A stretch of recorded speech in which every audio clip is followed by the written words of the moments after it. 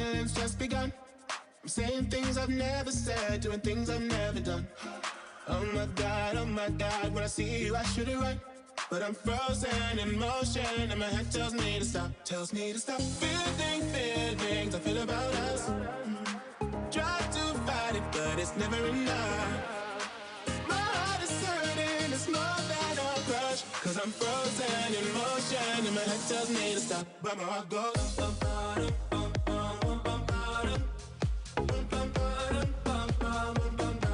cause my heart goes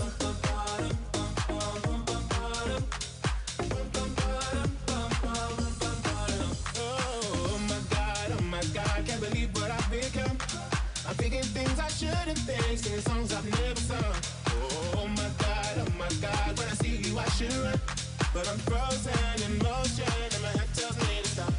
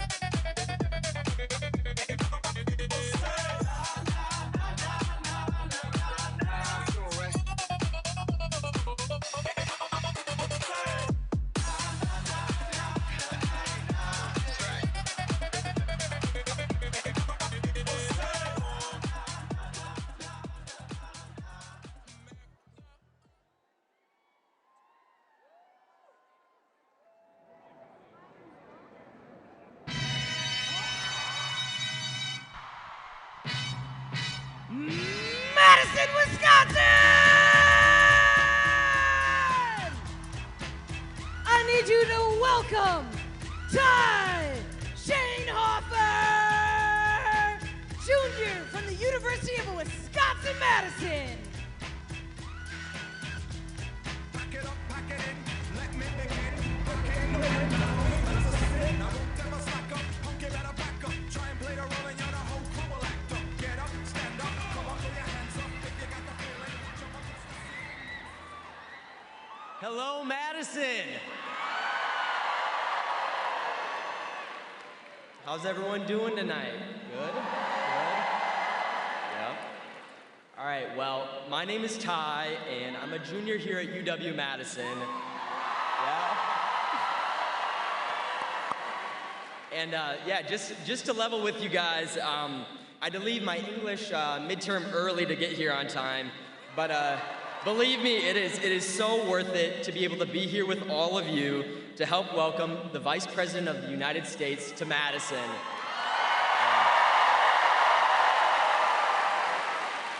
And I'm here today because our future is at stake. In less than a week, every single person in this room will help chart a new way forward by electing Kamala Harris. And yeah, I just grew up in Tomah, Wisconsin. It's a rural community. Yeah. It's a rural community where folks don't necessarily always agree on things as when it comes to politics. But what we do agree on is that we need a leader in the White House who will fight for us and who will share our values.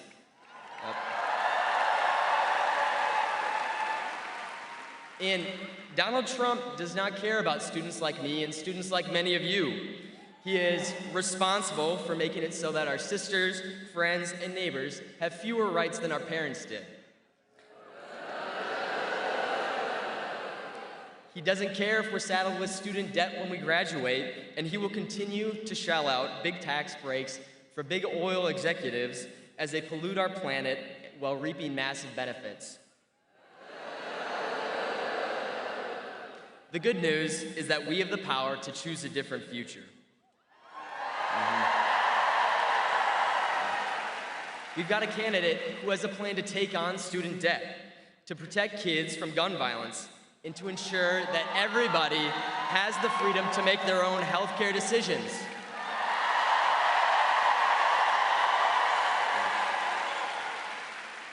And you guys all know this, but that candidate is Kamala Harris.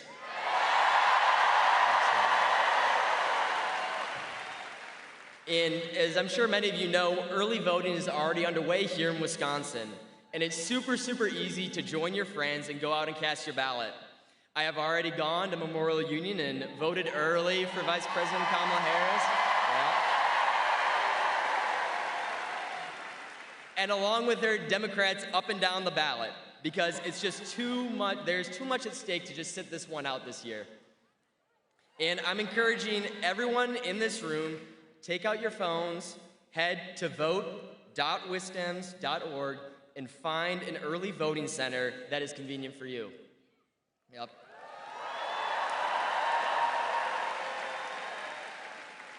And guys, really the only thing easier than making a plan to vote and finding where to vote was choosing which bubble I was going to fill out on that ballot. It's Kamala Harris. Yep. So, without further ado, it is my honor to introduce the woman who will stop Donald Trump in his tracks, our next president of the United States, Vice President Kamala Harris.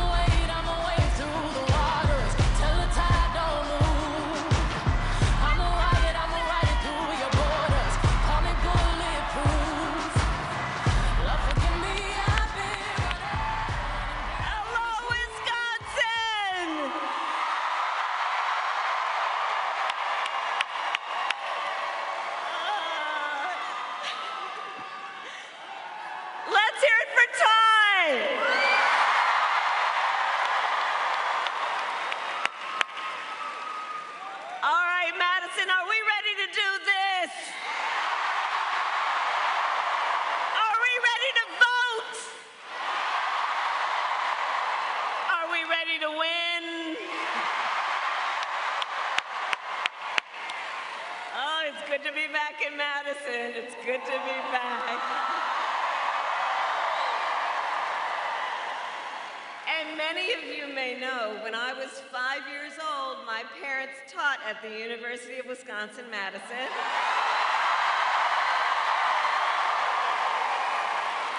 And so for a time, my sister Maya and I lived not far from here in a house on Lake Mendota. So it's good to be back, and it is good to be with so many incredible leaders. And I first of all want to thank everybody who is here right now for taking the time you have taken to be here. I also want to thank our Governor of Wisconsin, Governor Evers. Thank you always. Every time I land, he says, "Welcome home." Senator Baldwin, for working families, Representative Pocan, Mayor Rhodes Conway, Mandela Barnes, and can we hear it for our amazing musicians, Gracie Abrams, Remi Wolf, the National, Mumford Sons. All right, so Madison, early voting has started. Here in Madison, you can vote early now through Sunday, November 3rd.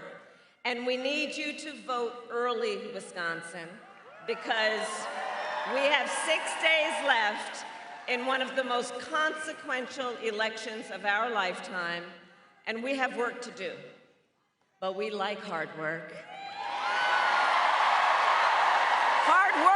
Hard work is good work. Hard work is joyful work. And make no mistake, we will win. We will win. Yes, we will. We will win. We will win. And I will tell you, we will win. We will win because when you know what you stand for, you know what to fight for.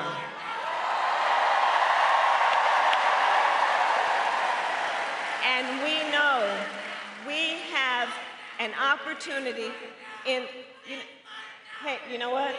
Listen, we all want the war in Gaza to end and get the hostages out as soon as possible, and I will do everything in my power to make it heard and known, and everyone has a right to be heard, but right now I am speaking.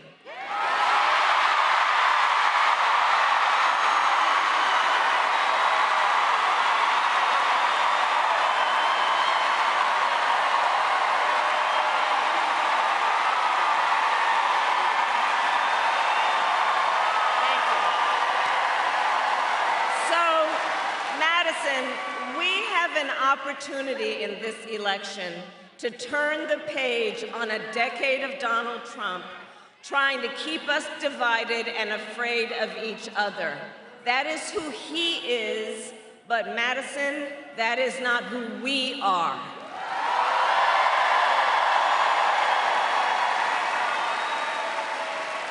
And folks are exhausted and want it to stop the pointing fingers.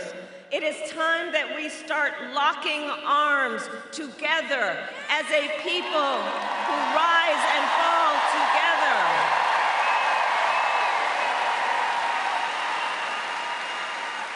And it is time for a new generation of leadership in America.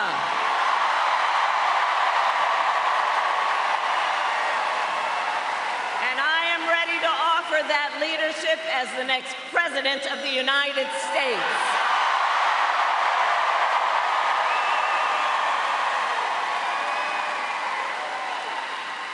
And Wisconsin, you know me.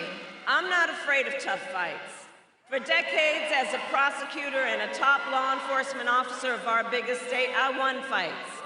I won fights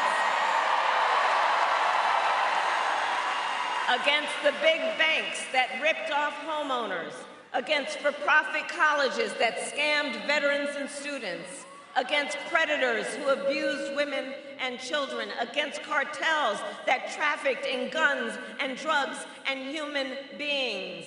And Wisconsin, if you give me the chance to fight on your behalf as president, there is nothing in the world that will stand in my way of fighting for you.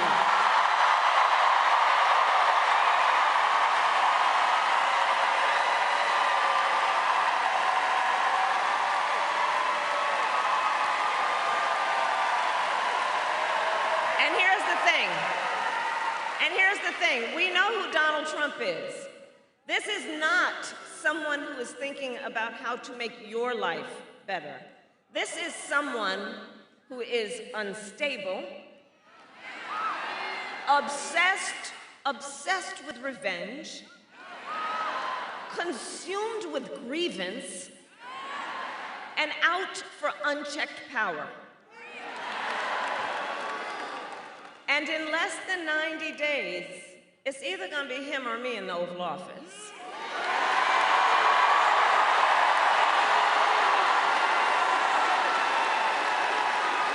And here's what you know, and here's what we know. If he is elected, it's not going to happen, but if he were elected, on day one, Donald Trump would walk into that office with an enemies list.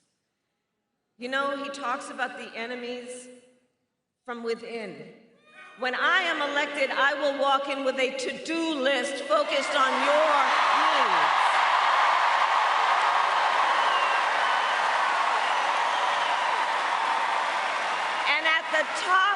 And at the top of my list is bringing down your cost of living. That will be my focus every single day as president. I will give a middle-class tax cut to over 100 million Americans. We will enact the first ever federal ban on corporate price gouging on groceries. We will fight to make sure hardworking Americans can actually afford a place to live. And if any of you out there are caring for an elderly parent, well, my plan will cover the cost of home care under Medicare so that seniors can get the help and care they need to stay in their own homes. It's about dignity. It's about dignity. And my plan will lower the cost of childcare, cut taxes for small businesses. Do we have any small business owners here? I love our small businesses. My plan will lower health care costs because, by the way, I believe access to health care should be a right and not just a privilege of those who can afford it.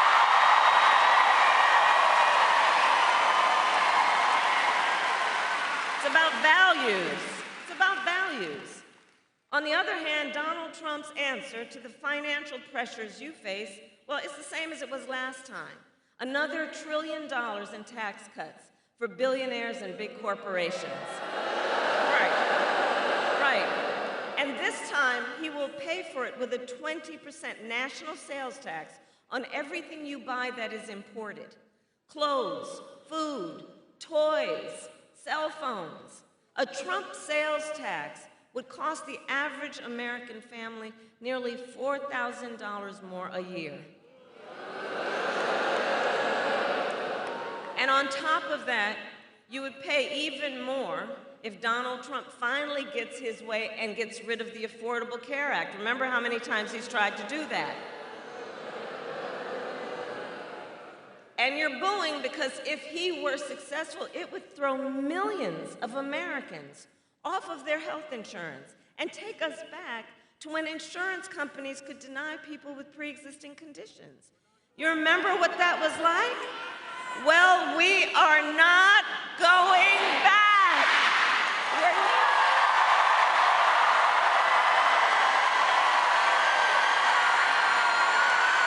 not going back. Just like Wisconsin's state motto tells us, we will move forward.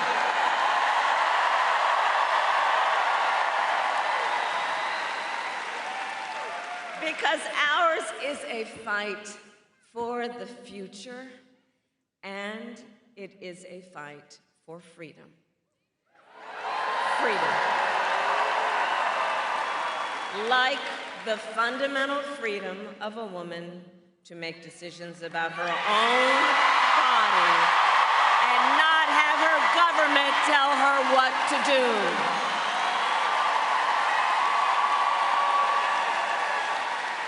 And we all remember how we got here. When Donald Trump was president, he hand-selected 3 members of the United States Supreme Court with the intention that they would undo the protections of Roe v. Wade. They did as he intended, and now in America, 1 in 3 women lives in a state with a Trump abortion ban. Many with no exceptions, even for rape and incest, which is immoral. Immoral. And look, Donald Trump's not done. He would ban abortion nationwide. Yes, even here in Wisconsin. And he would restrict access to birth control, put IVF treatments at risk, and force states, listen to this, force states to monitor women's pregnancies. Just Google Project 2025. Read the plans yourself, and I know we all here know one does not have to abandon their faith or deeply held beliefs to agree.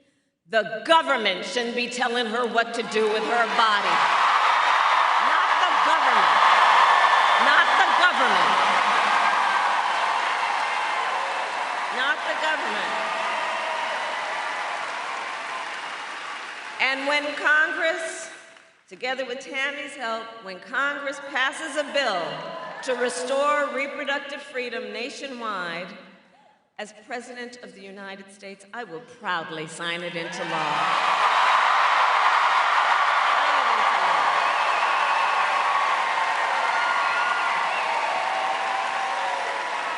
So, Wisconsin, I am asking for your vote.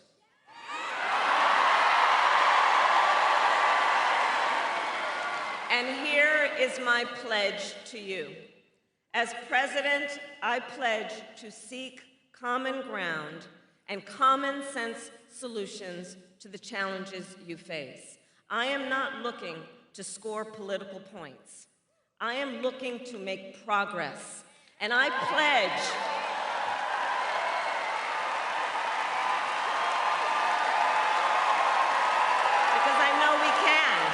I know we can make progress. And I pledge then to listen to experts, to those who will be impacted by the decisions I make, and to people who disagree with me. Because look, unlike Donald Trump, I don't believe people who disagree with me are the enemy. He wants to put them in jail. I'll give them a seat at my table.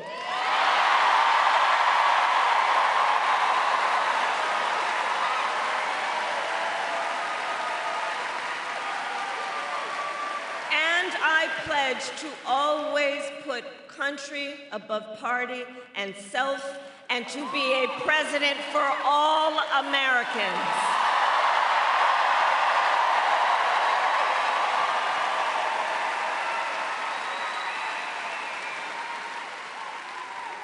So it all comes down to this. We are here together for many reasons, but one of the most important, we are here together because we love our country. We love our country. We love our country. And when you love something, you fight for it.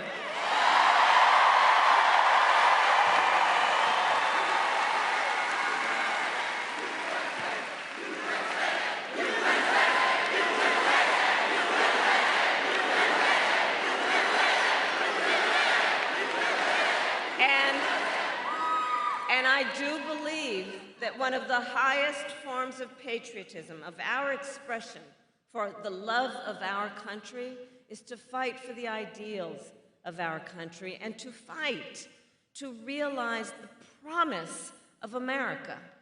I have always believed in our nation's promise because I have lived it. I grew up as a child of the Civil Rights Movement. My parents would take me to the marches when I was in a stroller, where people from every walk of life came together to fight for freedom and for opportunity. Growing up, I saw how hard my mother worked to give her daughters the same chances our country gave her.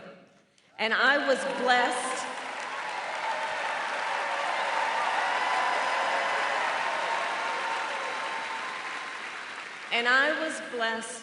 to have family by blood and family by love who instilled in me the values of community and compassion and faith.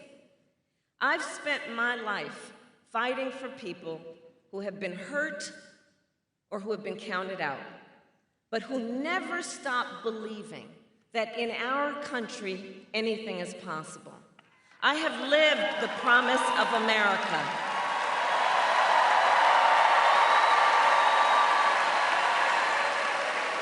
And today, I see the promise of America in all of you, in all of you, in everyone here. I see it in the women who refuse to accept a future without reproductive freedom. And the men who support them.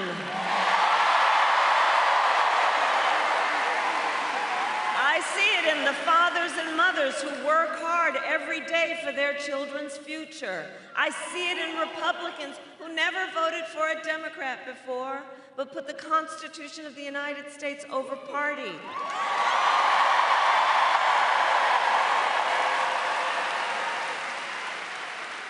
And every day I see the promise of America in all the young leaders who are voting for the first time.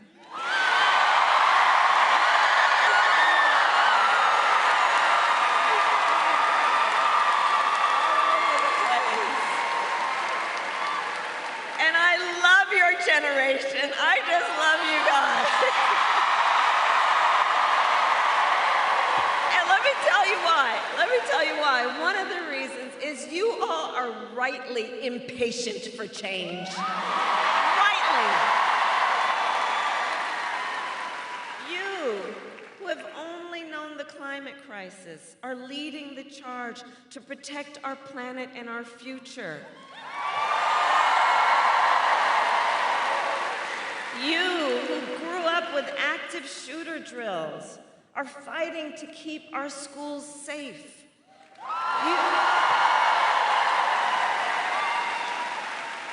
You who now know fewer rights than your mothers and grandmothers are standing up for freedom. And what I know about you is these issues are not theoretical. This is not political for you. This is your lived experience. And I see you, and I see your power. I see your power, and I am so proud of you. Can we hear it for our first-time voters?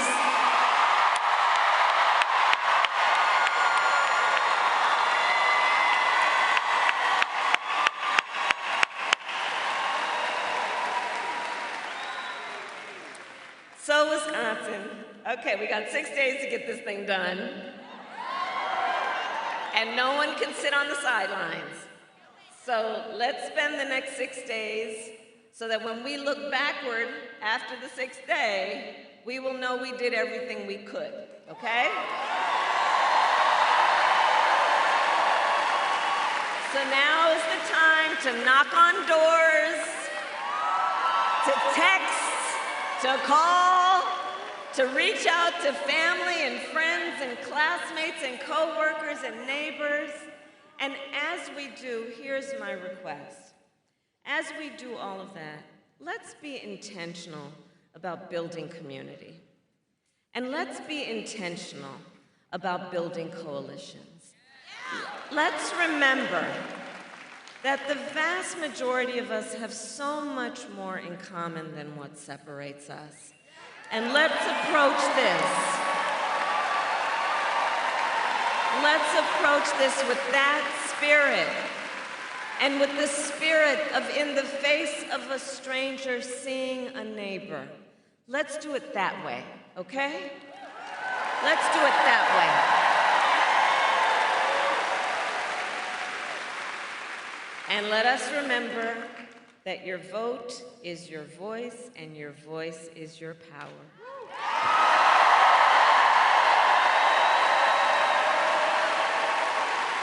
So, Madison, today I ask you, are you ready to make your voices heard?